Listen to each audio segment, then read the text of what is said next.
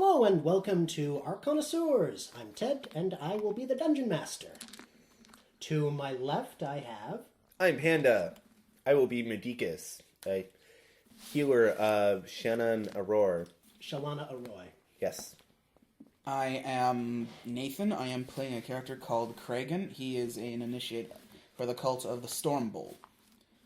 And I'm playing Charis. She is a Sundome Templar in the service of Yelmalio. And we are playing RuneQuest 3. RuneQuest 3 with a little bit of RuneQuest 2 and a little bit of Legend mixed in, just to make things a little more convenient.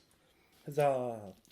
We are playing a module written by Greg Stafford in 1978 called Apple Lane. It is essentially the keep on the borderlands of RuneQuest. Not quite so sandboxy, but No. but it is an introductory adventure. Yes, it is an introductory adventure. RuneQuest is primarily percentile die based. Yes, RuneQuest is it's the first incarnation of the basic role-playing system. So if you play Call of Cthulhu or any of the, Hawkmoon, play Elric, you know how to play this game. For those who don't, as it stated, it's essentially a skill-based percentile system where you roll under to succeed. Combat is also, you have hit locations, which means you can essentially pull off the Black Knight versus King Arthur scene in Monty Python and the Holy Grail. Combat can be very brutal. And Very you can deadly. take an arrow in the knee, Yes, you can for or a knee in the arrow, depending on how you're shooting it.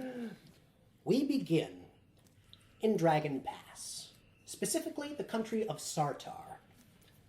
In Sartar, there is a small village, Apple Lane. It's primarily a layover site, or it's a place to stay when you're traveling to and from Boldholm, the capital city of Sartar. So obviously there's a lot of traffic coming through. The village sees a lot of merchants passing through, a lot of adventurers carrying loot, and it's also where you three are.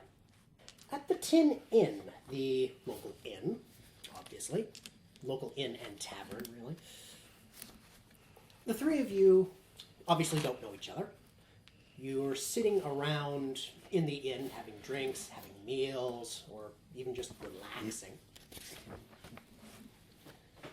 When suddenly this old man steps in. He looks like he's in his late 60s, he's balding, he's wearing some well-worn tunic, breeches, cloak. Walks up to the bar, takes a seat, and sighs. The inn proprietor looks to him. Rough day, Gringle? Yeah, I think I'm in a bit of trouble here. Really? What's up? Well, I did a few divinations, and my pawn shop is going to be attacked tonight. Oh. Do you need assistance with that, sir? Gringo blinks, looks over at Kragon. Definitely. And can you fight? Yes, I can, sir. I have experience wearing heavy armor and wielding several sword-type weapons. Oh, excellent, excellent. Just need a few more people then. Are you offering money? Blinks, looks over at the initiative Yelmalio, recognizes you as such, walks over. You're Sundome. I'm known, guys. Like, I'm You're famous. a Sundome Templar, aren't you? Yes. I'm willing to hire you. That's great. I'm willing to be hired. Excellent. We're going to need someone else. I guess I could go. I've got nothing better to do tonight, Gringo. So, I can't do any fighting. I'm just going to be there healing, You sure, Medicus? Yeah, and might as well, right? I like a little adventure. Obviously, Medicus is... For the listeners, I'm playing my character as basically an initiate or a intern, I guess you could say, for the local temple healer. So I'm not widely known in town, but I've been there long enough to, get to know the populace a little bit. Yeah. I'm the only one that's completely unknown. I'm completely, They know my title. They don't know who I am. I just wandered in on my zebra this afternoon. I wish I had a zebra. All I do is wandering on behalf of my cults. Listen, if you guys meet me by my pawn shop, I can give you guys the details. And with that, he heads out. Alright, I swig the last of my drink, make sure I walk outside, make sure my weapons are in good order, and head towards the pawn shop. Okay. I follow him. Medicus, you going? Yeah, I'll go. Okay. You meet outside Gringle's pawn shop. It's a nice little establishment. He's waiting for you in the front door. Or by the front door, not in the front door. That'd be quite painful. Yes. Area 9. Mm-hmm. He opens the door, leads you into Area 9, where that's where he has all of his stuff for sale. There's some trinkets, some odds and ends, a few weapons, some armor. He then clears his throat when all three of you are in and closes the door. I stand at attention. Okay. Listen, I'm going to need some people who can fight. Because I've got some baboons who really aren't that happy with me. Are we talking like criminal baboons or literal baboons? Literal baboons. Okay. A few days ago, an adventurer sold me some exotic stuff.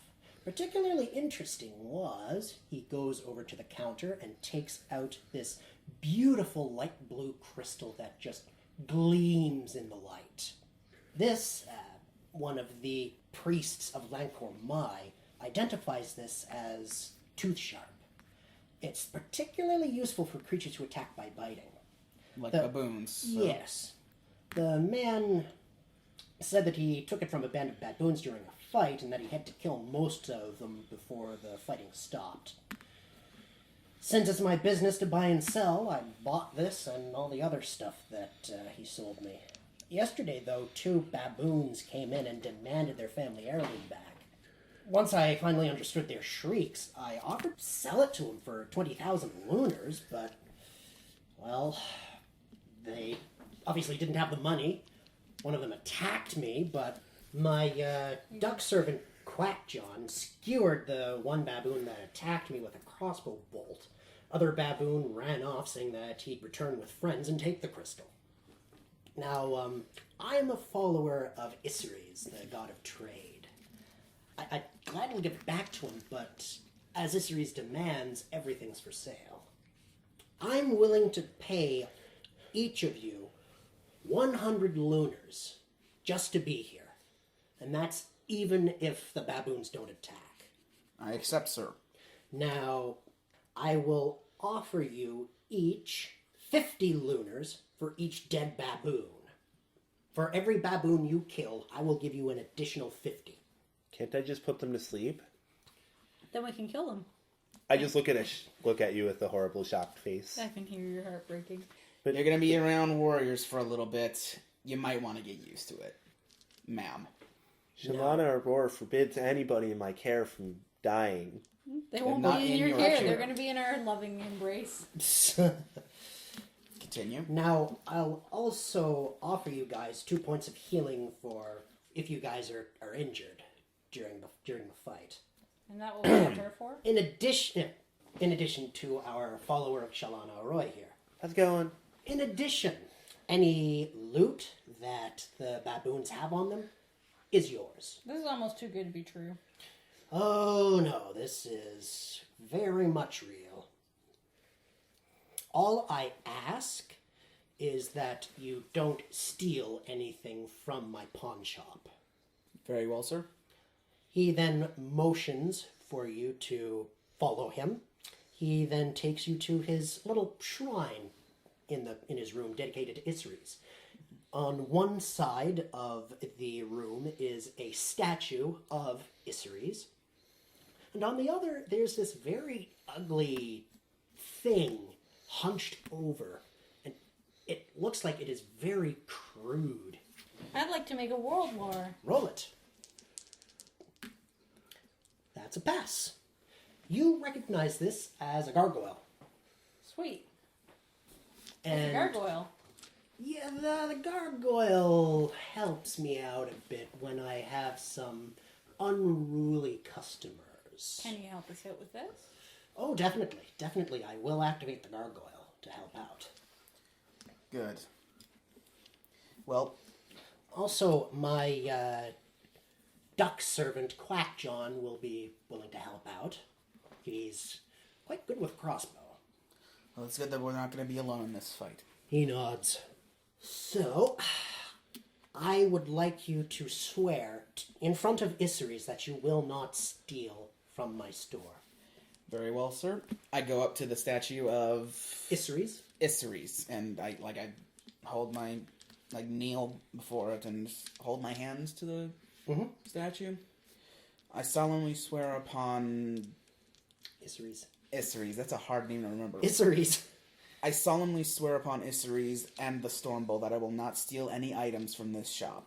You get the feeling that Isseries appreciates that. Next up. Yeah, I go over, I touch the statue, I say I won't steal anything from this shop. You get the same feeling as if Isseries appreciates it. You make me do this every time I come in. I'm starting to think you don't appreciate me.